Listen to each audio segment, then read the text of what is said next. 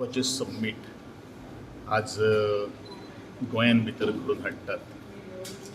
I am congratulating to madam Shweta Clark and Shaun Clark for organising this very important meet over here.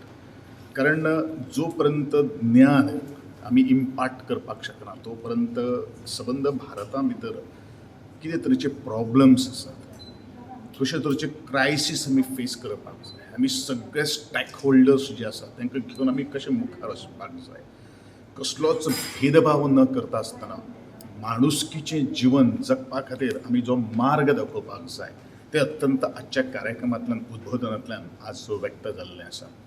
आनी म्हणूनच आज सोसायटींतले वेगळे वेगळे intellectual लोक, खास करून वेगवेगळे प्रोफेशनल्स जे खरोखरच ह्या देशा खातीर किंवा ह्या आपल्या भारता खातीर कंट्रिब्युशन दिवपाक शकता. म्हणून हांवें म्हणिल्लें आशिल्लें वेळ दिवप हो कितलो म्हत्वाचो आसा.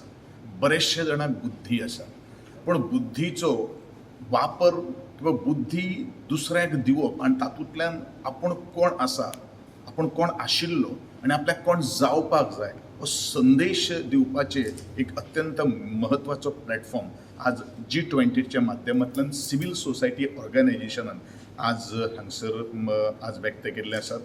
हांव अभिनंदन करता प्रत्येक जे पार्टिसिपंट जे आसात आनी पार्टिसिपंटा बरोबर गोवा गव्हर्मेंटान आज बरेचश्यो C20 एंड G20 मीट्स सुद्दां आज ह्याच अनुशंगान घेतिल्ले आसात.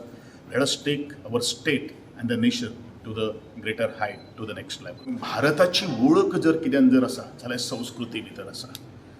आणि आज पाश्चात्य लोक सुद्दां, वेस्टर्न कल्चर सुद्दां एडॉप्ट करणारे लोक आज आमचे शास्त्रीय गायन एडॉप्ट करता.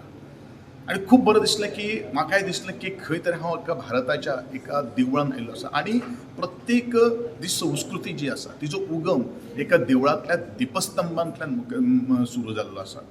आमचे मांड आसात, गोंयच्या भाशेन जर मांड जर म्हणत किंवा शिगमो मांड आसत, धालो मांड आसत किंवा ह्या मांडा वयल्यान जी संस्कृतीची जी लय ताल बोल जी आसा तीच आमचे संगीत किंवा त्या शास्त्रीय गायना भितर आज तेजो समावेश केल्लो आसा.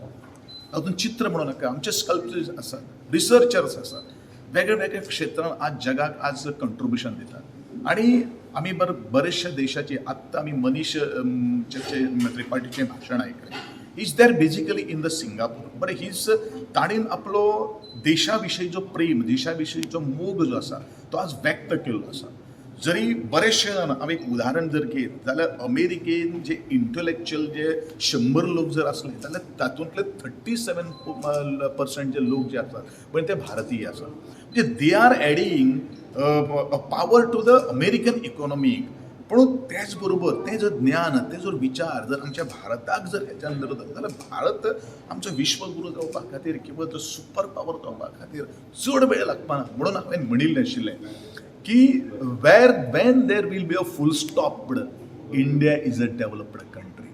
हे लोकांनी जर आपले जर कौशल्य, आपली बुद्धी, आपली ताकद आणि आपलो अनुभव जर भारताच्या जडणघडणीक जर दिलो जाल्यार the India is a developing country म्हणटा पळय न्ही तो खंय तरी स्टॉप जातलो. And honourable prime minister vision and dream is there की by 2047 India will be the most advanced country in all aspects, in entire fraternity. The theme for the C20 is diversity, inclusion and mutual respect. And I think those are three wonderful words to set the basis for what is to come. Each speaker here today is speaking so passionately, proficiently and from a wealth of experience that they come with. For me, the important topic for my speaking session today will be health and wellness, because that's what I do. My brand is Happy Soul. My company is Magicians of Wellness. We're Goa registered as a company and the Startup Goa, Startup India. And I think it's extremely important to see health and wellness as a way forward, not just for us as people, but as India in terms of health and wellness tourism and how we can actually be the leaders in health and wellness tourism in the years to come. Narendra Modi ji, Honorable Prime Minister, has given a very clear message or mandate by actually giving Amma the chair for the C20. And he sent a message that basically India can actually give to the world as Vishwa Guru and basically lead the world in terms of spiritual understanding.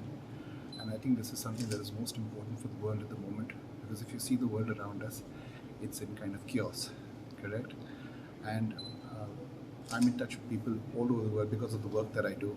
And there is a sense of anxiety, unrest, instability in people's minds, not only in society, in people's, it starts there in the mind. And I guess what I see the C20 doing is helping G20 policymakers include another very important aspect in their policy making, which is how to generate that level of positivity that India is famous for in terms of our rich culture, and reduce any negativity. And if we can do this, it will have a ripple effect across all aspects of life. And this itself is what mutual respect, inclusion, and diversity is built on. Basically, if you see Indian culture and you read the Charak Samhita, basically the ethos is to increase positivity and reduce it, increase sattvagun and reduce rajatamagun. If you do that, that itself creates a society where it is geared for success in various aspects, and that society is respected. But this is the fundamental part. And if I may say so, it's actually finally all of us have to actually look within, because mainly it is our minds that are the culprit. They make their own decisions in society. But spirituality is one way. It's a great leveler. It's a common denominator that brings people together, calms people down, and gives them the ability to make better decisions. Thank you, sir. Thank you.